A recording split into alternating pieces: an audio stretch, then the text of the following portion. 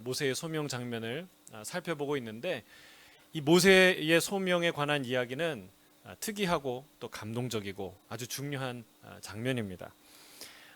생각해 보면 소명처럼 중요한 것이 없죠.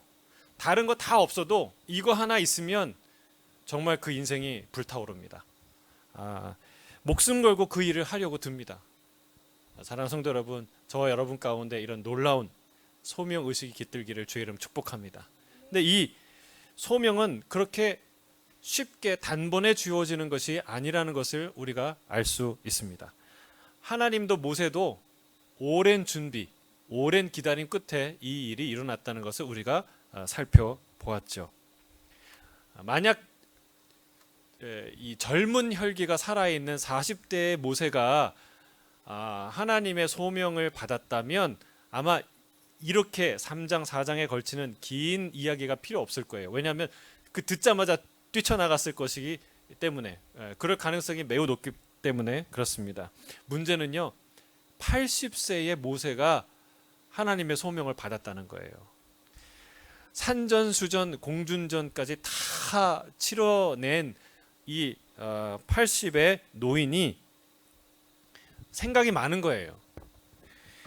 젊었을 때는 보이지 않고 알 수 없었던 것들이 보이기 시작한 거죠. 여러분, 그런 말이 있잖아요. 결혼도 혼기가 중요하다. 혼기를 놓치면은 결혼하기 쉽지 않다라는 말이 있는데, 물론 여러분 모든 나이에 모든 그 상황에서 다 결혼할 수 있을 줄 믿습니다. 그런데 이 정령기라는 게 있긴 있는 것 같아요. 왜냐하면 이 젊었을 때는 뭣도 모르고 결혼을 해서요, 그 어려움을 다 그냥 부딪혀가면서 헤쳐나가요. 그런데 이제 어느 정도 나이가 들어서 이제 연애를 하고 결혼을 하려고 하면 들은 게 많고 보이는 게 많아요.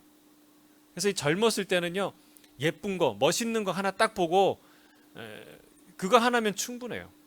그런데 이제 나이가 들면 보이는 게 너무 많은 거예요. 좀처럼 그렇게 결정하게, 마음을 결정하기가 쉽지가 않은 것이죠. 모세도 마찬가지예요. 질문이 많습니다. 젊은 모세였다면 떨기나무에 불타오르는 그 하나님의 임재를 보고 그것만을 봤더라도 뛰쳐나갔을 거예요. 그러나 80세의 모세는 그럴 수가 없었습니다. 하나님의 부르심에 두렵고 떨리기는 했지만 그럼에도 불구하고 명백하게 눈에 보이는 것들, 질문하지 않을 수 없는 것들, 말하지 않을 수 없는 것들이 있었다는 거예요. 그것을 넘지 못하고는 애굽을 향해서 발길을 뗄 수가 없었던 것이죠. 그래서 모세는 질문하고 하나님은 대답하십니다. 모세의 첫 번째 질문이 뭐예요? 도대체 내가 누구이기에 바로 앞에 서고 그 200만 되는 이스라엘을 이끌겠습니까? 하나님 뭐라고 대답하십니까? 하나님이 내가 반드시 너와 함께 하리라 대답하세요. 자, 두 번째 질문은 뭐예요? 첫 번째는 내가 누구이기에, 근데 두 번째 질문은 이렇게 말씀하신 하나님이 누구시길래, 하나님은 누구십니까? 누구라고 말해야 됩니까? 라는 질문이에요. 이 질문에 대해서 하나님은 또 답하십니다. 뭐라고 얘기해요?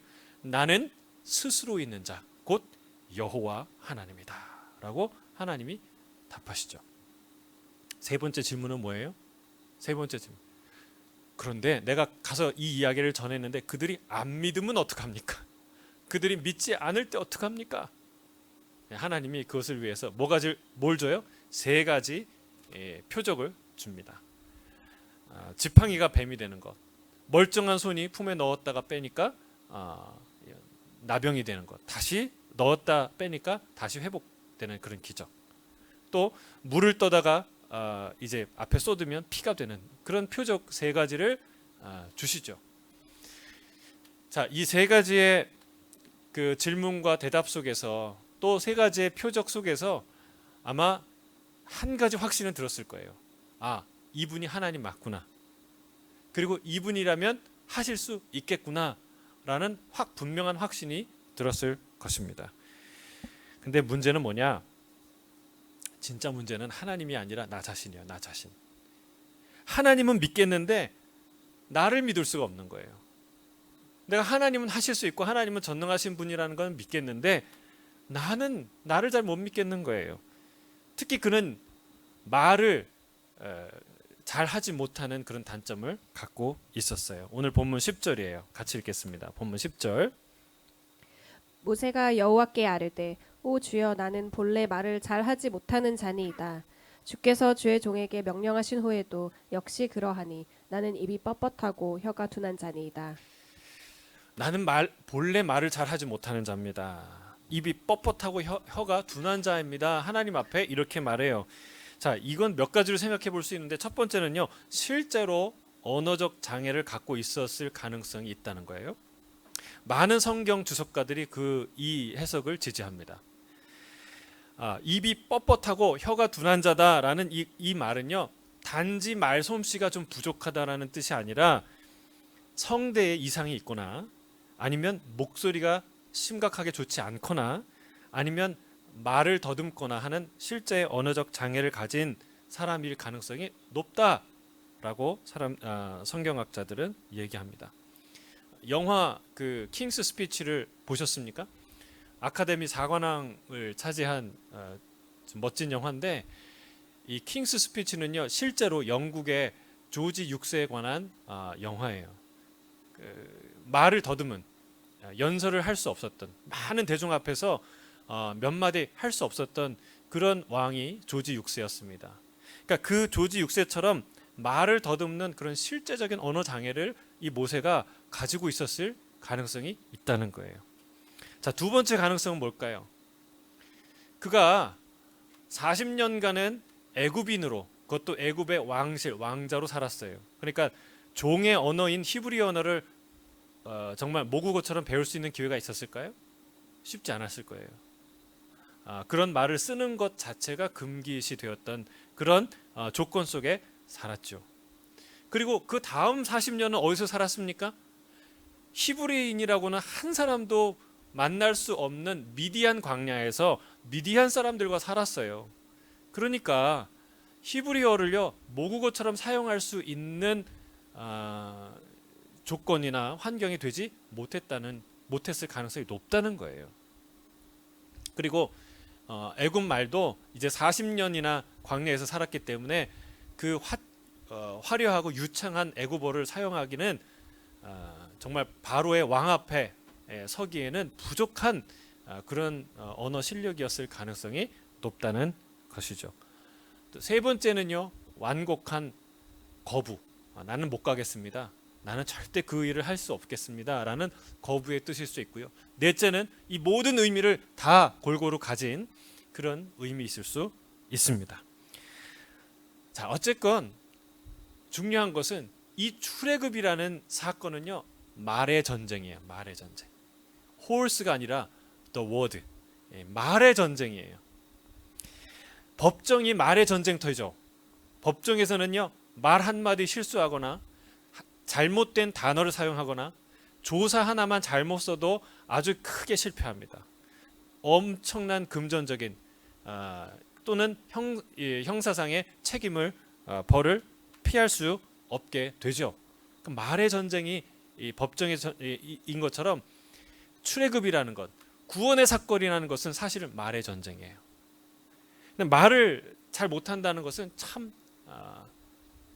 아주 가장 큰 핸디캡일 뿐만이 아니라 사실은 그 일을 시작할 수 없는 그런 조건이죠. 우리 이민 사회에 우리 아이들이 여기서 태어난 아이들, 뭐 어려서부터 이민 온 아이들이 영어를 한국어보다 더 잘하죠.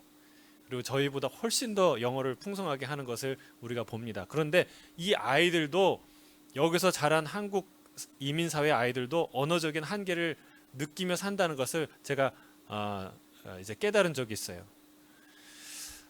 그 아이들이 어떤 아이가 진로를 결정하는데 법대에 가고 싶었다고 하는 거예요. 처음에는. 근데 그 아이가 토론도 잘하고 토론 대회에 나가서 상도 타고 그렇게 하는 아이인데 이 잘하면 잘할수록 영어를 이 모국어로 사용하는 이 아이들과 이렇게 경쟁을 하면 할수록 내 언어 영어라는 언어의 벽과 한계가 더 크게 느껴진다는 거예요. 그래서 그 아이가 결국은 법대를 가지 않고 다른 쪽으로 이제 진로를 바꿨다는 얘기를 들었어요. 물론 그거 하나 때문은 아니지만 자기의 적성과 여러 가지 것들을 고려해서 바꾼 건 시지만 그 얘기를 들으면서 제가 깨달은 게 여기서 나서 자란 아이들도 언어적인 이런 장벽과 한계를 느끼는구나라는 것을 알게 되었죠. 근데 여러분, 바로 앞에 서는 것은요, 어떤 법정 변호인들, 베리스타들이 가져야 할 최고의 실력보다 더 놀라운 완벽한 언어적인 능력을 갖고 있어야 가능한 일이에요. 왜냐하면 변호는 여러 차례 이렇게 신문이 있고 얘기 있지만, 여러분, 바로 앞에서는요, 그 왕과 그냥 단판에 이 결정이 나기 때문에 바로를 설득하거나 잘 설명하는 게 아니라 바로와 대적하는 자리이기 때문에 그 말이라는 건, 말의 실력이라는 것은 굉장히 중요하다는 사실이에요. 그런데 그럼에도 불구하고 이 모세는요, 그게 신체적인 성대의 구조적인 문제든지, 하여튼 신체적인 문제든지, 아니면 조지 6세와 같은 심리적인 문제든지 실제적인 언어 장애를 갖고 있었다는 거예요. 근데 여러분, 놀랍게도요, 성경에 이런 장애를 갖고 하나님께 쓰임 받는 사람이 모세만이 아니었다는 거예요. 적어도 두 사람이 나와요. 첫 번째는 한 사람은 예레미야예요. 그리고 다른 한 사람은 바울이에요. 실제로 예레미야가 하나님께 부름받았을 때 뭐라고 대답했는지 아세요? 예레미야 1장 6절에 이렇게 말하고 있습니다. 예레미야 1장 6절이에요. 함께 읽어볼까요? 시작. 내가 이르되 슬프도소이다. 주 여호와여 보소서. 나는 아이라 말할 줄을 알지 못하나이다 하니. 언제 이 예레미야가 이 말을 하냐? 하나님이요, 이 예레미야를 향해서 뭐라고 선언하냐면, 내가 너를 모태에 짓기 전에 알았고, 내가 배에서 나오기 전에 내가 너를 성별하였고, 너를 여러 나라의 선지자로 내가 세웠다라는 말씀을 하셨어요. 이 위대한 선언을 주님이 하셨는데, 그 말을 듣고 예레미야가 이런 고백을 하는 거예요. 하나님, 내가 슬픕니다. 나는 아이입니다. 말할 줄을 알지 못합니다. 라고 고백했다는 거예요. 자신이 어려서 말을 제대로 분간하지 못하는 그 아이들과 똑같다라고 말한다는 거예요. 물론 이것은 조금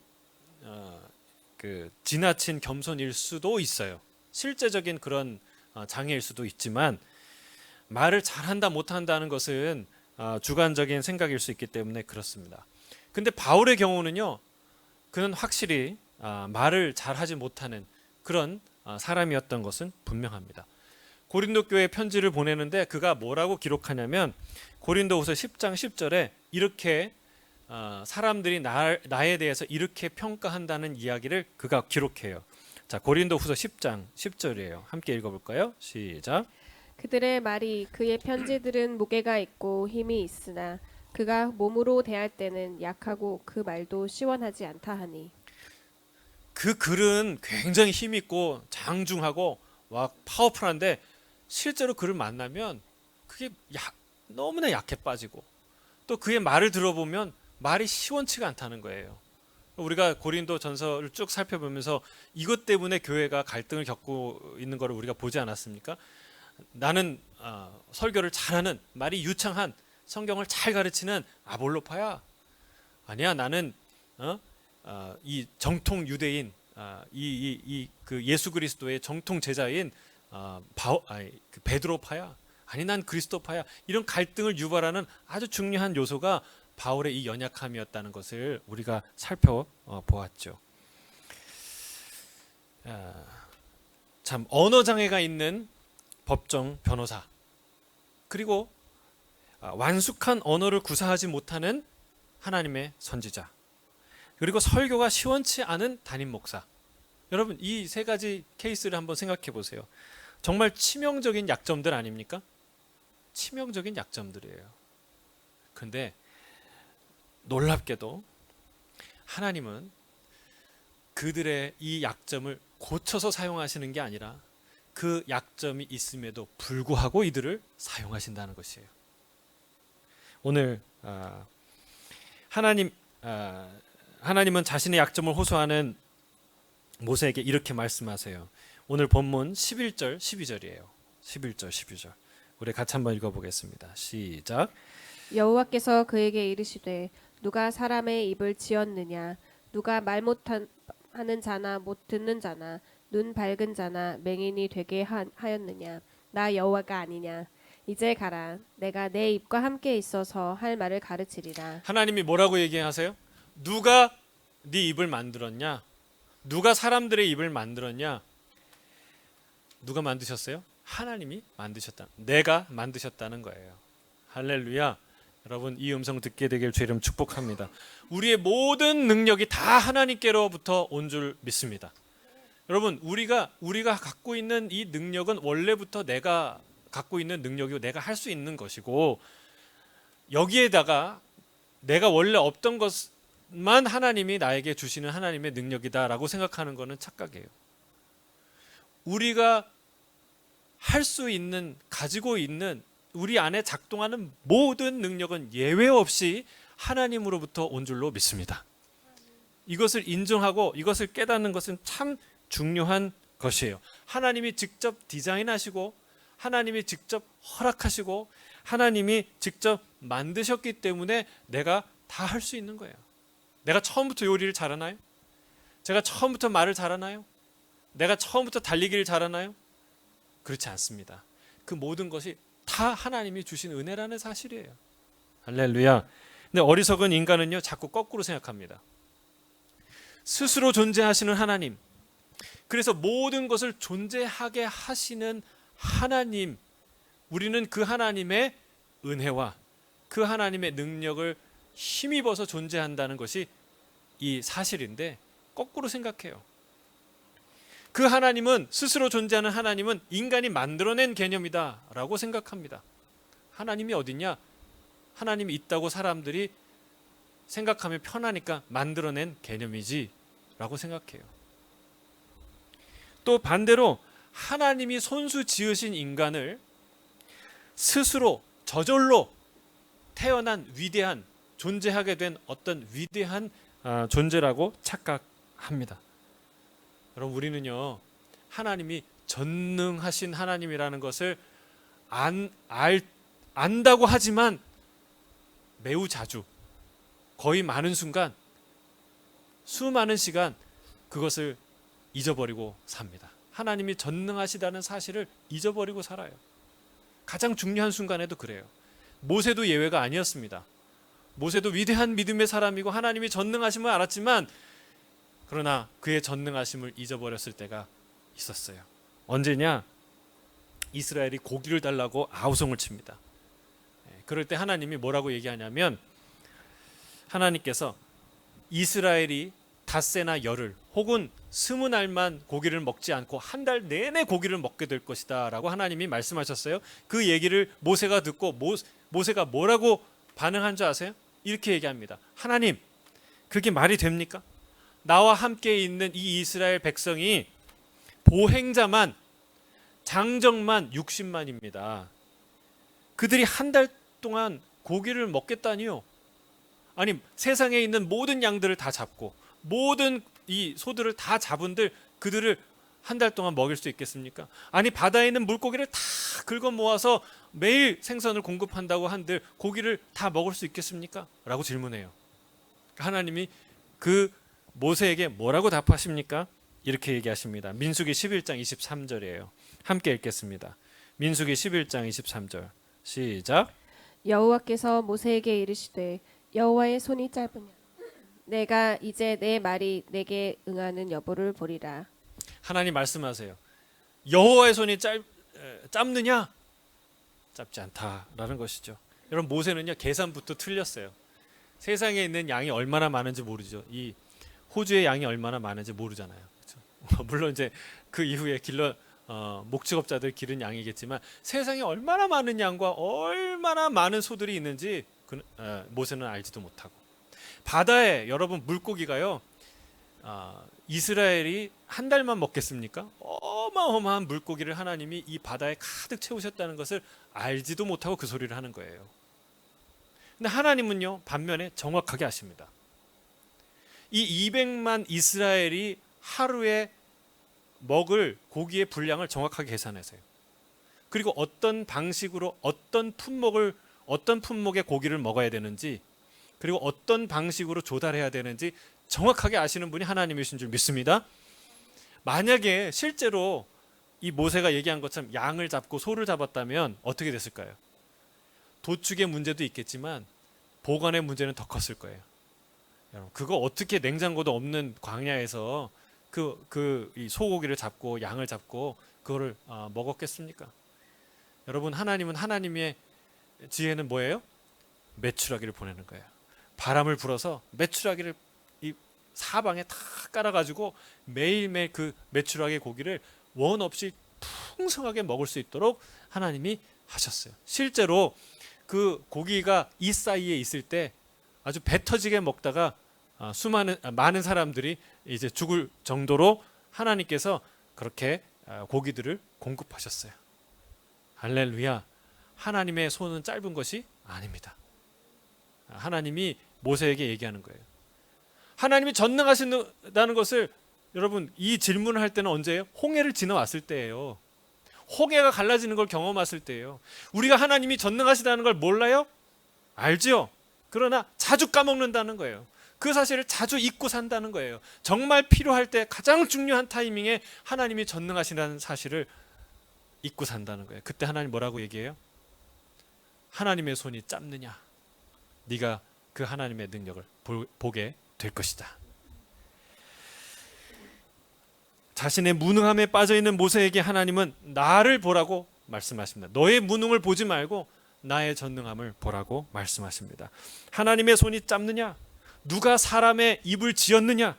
말 못하는 자도 말 잘하는 자도 누가 지었느냐? 하나님이 말씀하시는 것입니다. 여러분, 나의 무능을 아는 것은 굉장히 소중한 일이에요.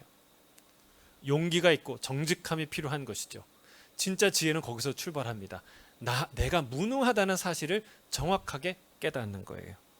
그러나 하나님이 전능하신, 나와 함께 하시는 그 하나님이 말할 수 없이 전능하시다는 것을 깨닫는 것은 그것보다 더 중요한 사실입니다. 나의 무력함이 아니라 하나님의 전능하심을 바라보는 것이 바로 사명자의 태도인 줄로 믿습니다.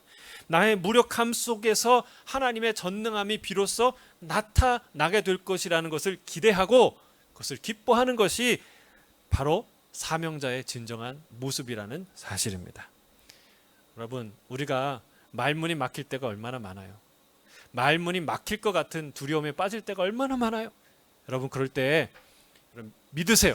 하나님이 할 말을 주실 줄로 믿습니다. 내가 내 입에 할 말을 줄 것이다. 이사야는 이렇게 말합니다. 이사야 50장 4절에 주 여호와께서 학자의 혀를 내게 주사 나로 곤고한 자를 말로 어떻게 도와줄 줄을 알게 하시고 아침마다 깨우치시되 나의 귀를 깨우치사 학자들 같이 알아듣게 하시도다. 할렐루야. 하나님이 말을 주신다는 거예요. 깨닫게 하신다는 거예요. 또 예수님도 말씀하십니다. 마가복음 11장 31절에 말씀하십니다. 사람들이 너희를 끌어다가 넘겨줄 때에 무슨 말을 할까 미리 염려하지 말고 무엇이든지 그때에 너희에게 주시는 그 말을 하라. 말하는 이는 너희가 아니요 성령이시니라. 여러분, 말문이 막힐 때, 무슨 말을 해야 될지 모를 때, 어떤 글을 써야 될지 모를 때 여러분, 하나님께 주목하시길 주의를 축복합니다. 하나님 우리에게 하실 말씀, 하나님이 우리에게 주신 말씀을 주시는 하나님이라는 사실을 여러분 기억하시기를 주의 이름으로 축복합니다. 인간의 언어적 능력을 주신 바로 그 하나님께서 우리에게 날마다 말씀을 주시는 분이라는 사실이에요. 이걸 잊지 마시기를 주의 이름 축복합니다. 그런데 모세는요, 여기서 물러나지 않습니다. 하나님 앞에서 정말 깜짝 놀랄 만한 말을 하나님 앞에 해요. 그것이 오늘 본문 13절이에요. 같이 읽겠습니다. 시작. 모세가 이르되 오 주여 보낼 만한 자를 보내소서. 어떻게 하나님 앞에서 이렇게 담대하게 말할 수 있을까? 하나님 무서운지 몰라서 그런 걸까? 아니면 선하신 하나님을 굳게 믿기 때문에 그런 것일까? 참 궁금해요. 이사야가 하나님 앞에서 하나님이 내가 누구를 보내며 누가 우리를 위하여 갈고 이렇게 질문하실 때 이사야가 뭐라고 대답합니까? 손을 들고 얘기하죠. 내가 여기 있나이다. 나를 보내소서라고 자원하죠. 저는 그런 하나님의 부르심에 자원하는 기꺼이 자원하는 저와 여러분 되시기를 주의 이름 축복합니다. 근데 모세가 지금 어떻게 하는 거예요? 제가 여기 있지만 제가 여기 있는 건 맞지만 쟤를 보내소서, 딴 사람을 보내소서, 저 사람을 보내소서 이렇게 말하고 있는 거예요. 하나님이 이 얘기를 듣고 노하십니다. 우리 본문 14절부터 17절 말씀이에요. 하나님이 이렇게 답하세요. 함께 읽겠습니다. 여호와께서 모세를 향하여 노하여 이르시되 레위 사람 내 형 아론이 있지 아니하냐. 그가 말 잘하는 것을 내가 아노라. 그가 너를 만나러 나오나니 그가 너를 볼 때에 그의 마음에 기쁨이 있을 것이라. 너는 그에게 말하고 그의 입에 할 말을 주라. 내가 내 입과 그 입에 함께 있어서 너희들이 행하리를 가르치리라. 그가 너를 대신하여 백성에게 말할 것이니 그는 내 입을 대신할 것이요 너는 그에게 하나님같이 되리라. 너는 이 지팡이를 손에 잡고 이것으로 이적을 행할지니라. 하나님이 아주 단호한 태도를 보여주세요. 왜냐하면 하나님의 의지를 보여주시는 거예요. 그리고 모세가 순종할 수 있도록 하나님이 그를 인도하시는 거예요. 물러서지 않는 이 모세의 태도를 우리가 어떻게 해석해야 될까요? 그가 불신앙의 사람이었을까요? 또는 불순종의 사람이었을까요? 불신앙이나 불순종으로 해석하기는 어려워요. 왜냐하면 하나님이 사람을 택하실 때 하나님은 사람과 동역하기를 원하신다고 말씀드렸죠. 여러분, 하나님은요 저와 여러분을 통해서 일하시기를 원하세요. 이 시드니에서, 여러분의 가정에서, 여러분의 직장에서, 우리의 이 시대에 누구랑 일하고 싶으신가? 하나님의 사람과 일하고 싶어 하세요. 그게 하나님의 뜻이에요. 그런데 하나님이 동역자를 선택하는 기준은요, 불신자, 믿음이 없는 자를 선택하실 수 없습니다. 순종하지 않는 사람 하나님이 선택하실 수 없습니다. 그와 동역할 수가 없어요. 여러분, 이 모세는요 충직한 사람이었어요. 하나님이 뭐라고 얘기합니까? 모세는 그와 같이 아니하니 그는 나와 내 집안에, 온 집안에 충성된 사람이다 라고 하나님이 말씀하세요. 그는 말을 이리저리 바꾸는 사람이 아니었어요. 율법의 전달자요, 그리고 율법의 상징이 될 만한 적합한 인물이 바로 모세였어요. 여러분, 율법이라는 거 그런 거잖아요. 한 번 선포했는데 그 사람은 자기는 지킬 때도 있고 안 지킬 때도 있고 오락가락해요. 여러분, 그러면 율법의 전달자로서 율법의 역할을 할 수가 없는 것이죠. 예수님이 뭐라고 해요? 모세가 율법이 너희를 심판할 것이다. 그럴 자격이 있는 사람 뭐예요? 충직한 사람. 한 번 말하고 흔들리지 않는 사람. 모세가 그런 사람이었다는 것이죠. 그가 끝까지 물러서지 않았던 것은 그가 불순종의 사람이었다는 것을 뜻하는 게 아니라 자신이 부족하다고 여기는 그 믿음과 고백이 그냥 겸양을 떠는 말이 아니라 진짜 자신의 고백이었다는 사실을 반증하는 거예요. 그는 진짜 자기가 무력한 자임을 알았고 그렇게 고백했다는 거예요. 우리는요 스스로 자기를 낮추지만 속으로는, 아주 깊은 속으로는 그렇지 않을 때가 있어요. 내가 내 자신을 낮추는 건 괜찮은데 남이 나를 낮출 때는 막 화가 나요. 막 승질이 나요. 그럼 나는 부족한 사람이에요 라고 얘기하는데 옆에 있는 사람이 그래 당신은 참 부족한 사람이야 라고 얘기하면 화가 나는 거예요. 저는 진짜 죄인입니다. 정말 죽을 죄인입니다. 나는 희망이 없고 소망이 없는 죄인입니다. 근데 옆에 있는 사람이 그래 너 진짜 죄인이야 라고 얘기하면 화가 나는 거예요. 무슨 말이에요? 우리는 스스로를 낮춘다고 말하는데 내 속은 사실은 내가 그런 자인 것을 진정으로 깨닫지 못하고 동의하지 못할 때가 있다는 사실입니다. 그런데 모세는요 진짜로 그렇게 생각한 거예요. 내가 이스라엘을 대표해서 바로 앞에 설 만한 사람이 진짜 아니거든요. 내가 하나님을 대신해서 이 200만 대군을 이끌을 만한 그런 리더십이 아니거든요. 나는 그런 사람이 못 되거든요. 라고 진짜로 그가 생각했다는 사실입니다. 예를 들면 이런 거예요. 미디안 광야에 작은 개척교회를 하고 있는 그 한 담임 목사에게 저 그 큰 도시 애굽의 아주 대형 교회에 이 청빙 위원들이 와가지고 이 모세를 이제 우리 담임 목사로 당신 와주십시오라고 청빙한다고 그런 상황이라고 생각해 보세요. 근데 40대의 모세는 어떻게 했을까요? 40대의 이 모세였다면 이렇게 얘기했을 거예요. 겉으로는 나는 부족한 사람입니다 라고 말했겠지만 속으로는 이렇게 생각했을 거예요. 그래, 나라고 못할 게 뭐가 있어. 나도 하면 할 수 있지. 이런 생각을 했을 거예요. 근데 80세의 모세는 그렇게 생각하지 않았다는 거예요. 뭐라고 얘기했습니까? 나는 그럴 자격이 없는 사람이에요. 나는 원래 말을 못해요. 정말 그 자리에 딱 맞는 다른 사람을 한번 다시 찾아보세요. 그 사람을 찾아가세요 라고 그가 얘기했다는 사실입니다. 인생 80년의 결론은 무엇입니까? 모세의 결론은 뭐예요? 자신의 무력함이에요. 철저한 무력함입니다. 그는 실제로 인생이 끝났다고 생각했어요. 어떻게 알 수 있습니까? 이 시편에 모세의 시편이 한 편 들어갔는데 시편 90편이에요. 딱 한 편이 들어갔는데 거기에 뭐라고 표현이 나와 있는 줄 아세요? 10절부터 12절에 이렇게 나와 있어요. 시편 90편 10절에서 12절이에요. 같이 한번 읽어보겠습니다. 시작.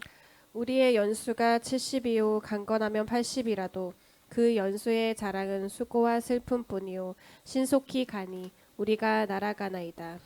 누가 주의 노여움의 능력을 알며 누가 주의 진노의 두려움을 알리이까. 우리에게 우리 날 계수함을 가르치사 지혜로운 마음을 얻게 하소서. 인생의 연수가 몇 년이라고요? 70. 강건해야 몇 년이요? 80. 지금 모세는 몇 살이에요? 80. 여러분, 제가 잘할 때만 해도요, 인생은 한 60에서 정년 은퇴를 하면 한 10년 정도 마무리하다가 그냥 하나님 부르실 때 천국 간다. 이게 이제 인생에 대한 큰 전체 그림이었어요. 지금처럼 80, 90, 100세의 시대를 생각하는 그런 사람은 참으로 많지 않았죠. 근데 지금은 어떠냐? 여러분, 지금 시대가 바뀌었어요. 평균 수명이 획기적으로 늘었어요. 그래서 은퇴 이후에 제2의 오히려 그 전보다 훨씬 더 풍성한 인생이 우리에게 주어진다는 것을 알고 그걸 기대하고 그것을 살아가는 수많은 사람들이 우리 주변에 있다는 것을 우리가 압니다.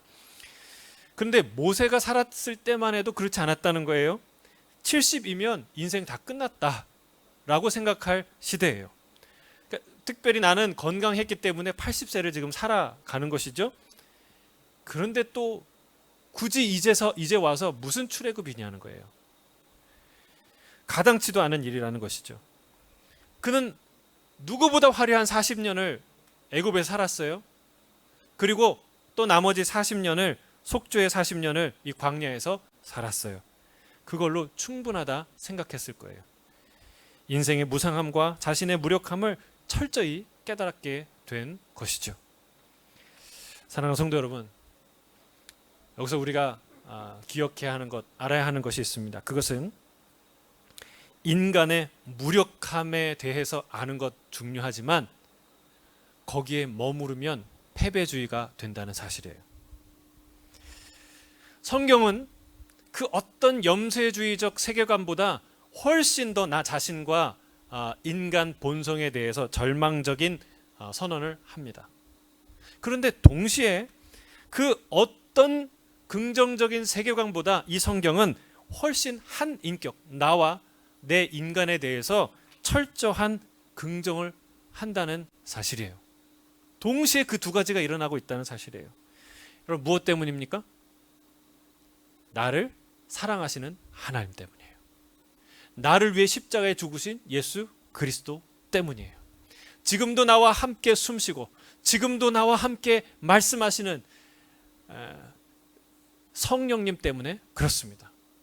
우리가 그 하나님 때문에 우리 안에 무한한 가능성과 영광을 보게 되는 것이죠. 나는 전적으로 무력하여서 내 스스로는 그 어떤 의미 있는 일도 할 수 없습니다 라고 고백하는 것 중요합니다. 그것은 첫 번째 용기예요. 마치 전도서에서 전도자가 우리에게 고백하는 것, 헛되고 헛되고 헛되니 모든 것이 헛되도다 라고 말하는 것은요, 염세주의자가 이 고백이 아니에요. 이 무력한 인간, 내가 모든 것을 해봤고 모든 것을 살펴봤는데 인간이 할 수 있는 의미 있는 일이라고는 하나도 단 일도 없구나. 하나님을 배제하고 하나님 없이 하나님을 대적해서 내가 할 수 있는 일을 아무것도 없다라는 진정한 겸손의 고백인 것이죠. 그런데 그런 고백을 하는 것과 그래서 그런 존재이기 때문에 나는 아무것도 안 하겠습니다, 아무것도 할 수 없습니다 라고 하는 것은 다른 얘기라는 거예요. 그것은 또 다른 고집이에요. 우리가 슬퍼할 수 있는데 슬픔을 고집할 수 있는 거 아세요? 상처받을 수 있는데 상처를 고집할 수 있어요. 패배주의도 마찬가지예요. 나의 패배와 나의 연약함을 깨달을 수 있는데 그거를 고집할 수 있어요. 여러분, 거기에서 벗어나는 게 두 번째 용기예요. 오늘 하나님은 모세를 그 두 번째 용기로 인도하신다는 사실입니다. 겸손, 철저한 자신의 무력함에 대한 인식, 그것은 사역자의, 사명자의 필수적인 태도죠. 왜냐하면 거기서 비로소 사명자의 사역이 시작되기 때문에 그렇습니다. 교만은요, 사역이 성공하면 할수록 그 본인에게, 하나님에게, 그리고 공동체에게 치명적인 위기를 만들어가는 것이 교만이에요. 그래서 사역자의 가장 기본적인 것은 겸손이에요. 하지만 내가 무능해서, 내가 무력해서 아무것도 할 수 없고 아무것도 하지 않겠습니다 라고 말하는 것은 진정한 겸손이 아니라는 거예요. 진정한 겸손은요, 순종입니다. 따라하겠습니다. 진정한 겸손은 순종입니다. 우리 옆에 있는 분에게 얘기해 주세요. 진정한 겸손은 순종입니다. 모세가 말하는 거예요. 보낼 만한 자를 보내소서라고 말하는데 하나님이 말씀하는 거예요. 내가 보낼 만한 자는 누구냐? 겸손의 사람이요, 순종의 사람이다 라고 하나님이 말씀하시는 거예요. 모세는 1단계의 겸손 1단계, 뭐예요? 낮아짐. 그거는 성공했어요. 80년의 생활을 통해서. 여러분, 이것도 엄청난 거예요. 여러분, 이렇게 자기가 진짜 겸손해지기 어려워요. 근데 두 번째 겸손, 2단계의 겸손, 뭐예요? 그럼에도 불구하고 내가 주님께 순종하겠습니다 라는 2단계의 겸손까지는 아직 미치지 못했다는 사실이에요. 하나님이 모세를 그 순종의 사람으로, 순종의 단계로 그를 인도하신다는 것이죠. 사랑하는 성도 여러분, 능력의 여부가 우리의 인생을 좌우하는 것 아니고 하나님의 사역을 좌우하는 것 아니라는 사실입니다. 누구와 함께 하느냐가 우리의 인생을 좌우한다는 사실이에요. 아돌프 히틀러는요, 희대의 연설가였어요. 그가 연설을 하면 수많은 사람의 심장이 뛰었어요. 그러나 그의 탁월하고 뜨거운 연설은 무엇을 이루었습니까? 그 수많은 독일 국민들을 전쟁의 광기로 몰아넣었을 뿐입니다. 그런데 같은 시대에 바다 건너에 영국에 조지 6세라는 왕이 있었어요. 그는 형이 왕이 됐지만 자기의 개인적인 문제로 2번 이혼한 미국 여인과 결혼하는 그런 개인의 선택 때문에 왕을 내려놔요. 할 수 없이 왕이 돼요. 근데 그에게 뭐가 있었어요? 치명적인 약점. 왕으로서는 치명적인 약점, 말을 더듬는 약점이 있었어요. 근데 그는 말을 더듬는 왕이었음에도 불구하고 2차 세계대전의 위협 가운데 영국 국민들에게 용기와 희망을 주는 진정한 왕으로서의 역할을 했다는 거예요. 그가요, 이제 킹스 스피치를 보면 그가 이제 어떻게 그걸 고치는지 이제 좀 과장도 있지만 이제 그 과정에 나오죠. 그가 그 핸디캡을 극복하고 2차 세계대전의 위기에 직면한 영국인들을 용기를 내고 그들에게 비전과 소망을 주는, 위로를 주는 그런 연설을 실제 하죠. 그리고 그는요, 그 런던에 그 독일의 수 없는 그 비행기의 공습, 폭격이 있었는데도 불구하고 단 한 번도 자기의 왕궁을 떠나지 않습니다. 가족들은 다 피신하는데 그가 그 버킹엄 궁에 전쟁이 끝날 때까지 그는 국민들과 함께 하겠다는 약속을 지킵니다. 여러분, 비교해 보세요. 희대의 연설가 아돌프 히틀러의 인생. 그러나 말더듬이었던 왕 조지 6세. 여러분, 누가 더 위대한 인생을 살았습니까? 누가 더 사람들의 가슴에 감동과 위로를 주는 인생을 살았느냐는 것이죠. 우리 오늘 본문은 말합니다. 누가 보낼 만한 자인가? 누가 하나님께 쓰임 받을 만한 자인가? 하나님은요, 약한 자를 부르십니다. 약한 자를 택하여 강한 자를 부끄럽게 하시기 위해서입니다. 하나님께서 세상에 미련한 것들을 택하사 지혜 있는 자들을 부끄럽게 하시려 하시고, 세상에 약한 것들을 택하사 강한 것들을 부끄럽게 하려 하시며, 하나님께서 세상에 천한 것들과 멸시받는 것들과 없는 것들을 택하사 있는 것들을 패하려 하시나니, 이는 아무 육체도 하나님 앞에서 자랑하지 못하게 하려 하심이라 말씀하십니다. 사랑하는 성도 여러분, 하나님은 말을 잘 못하는 모세를 통해 바로를 이기십니다. 위대한 하나님의 율법을 전달하십니다. 하나님은 모세의 약점 때문에 제약받으시는 분이 아니십니다. 오히려 그 약점으로 인해 하나님이 드러나십니다. 여러분, 우리 안에 거하시는 하나님이 어떨 때 제약을 받을까요? 우리의 무능함 때문에 제약받으실까요? 그렇지 않습니다. 우리의 약점이 아니라 우리의 불순종 때문에 하나님이 제약되는 것이죠. 주님은 내 은혜가 내게 족하다 말씀하세요. 이는 내 능력이 약한 데서 온전하여지기 때문이라 말씀하십니다. 그래서 사도 바울은 내가 크게 기뻐함으로 나의 여러 약한 것들에 대하여 자랑한다 말하는 것이죠. 할렐루야. 여러분, 이런 나의 약함을 자랑하는 저와 여러분 되길 축복합니다. 왜 그렇습니까? 그리스도의 능력이 내게 머물게 하려 함이라. 내 약함을 통해서 하나님의 능력이 임한다는 거예요. 나의 부족함, 나의 연약함, 그것을 통해 하나님이 일하신다는 거예요. 그는 이렇게 고백합니다. 사도 바울은 내가 약할 때 오히려 강함이라. 할렐루야. 이게 역설적이지 않습니까? 위대한 선언 아닙니까? 내가 약할 때 오히려 강함이라. 사랑하는 성도 여러분, 어떻게 어둠이 없이 빛이 드러나겠습니까? 어떻게 오병이어라는 그 도시락 하나가 아니고서 수많은 자를 능히 먹이고 살리시는 그 하나님의 위엄과 능력이 드러나겠습니까? 어떻게 기드온의 단 300명만 남기는 그 초라한 인원이 아니고서 수십만의 군대를 무력화시키는, 무너뜨린 하나님의 위대한 전능하심이 드러나겠습니까? 사랑하는 성도 여러분, 우리의 약함은 하나님의 전능하심이 드러나는 위대한 수단이에요. 내가 약할 때 오히려 강함이라. 날마다 약할 때 강함 되시는 하나님을 의지하며 주님과 함께 동행하는 그런 위대한 하나님의 사명자로 사시는 저와 여러분이 되길 주의 이름으로 축복합니다. 아멘. 함께 기도하겠습니다.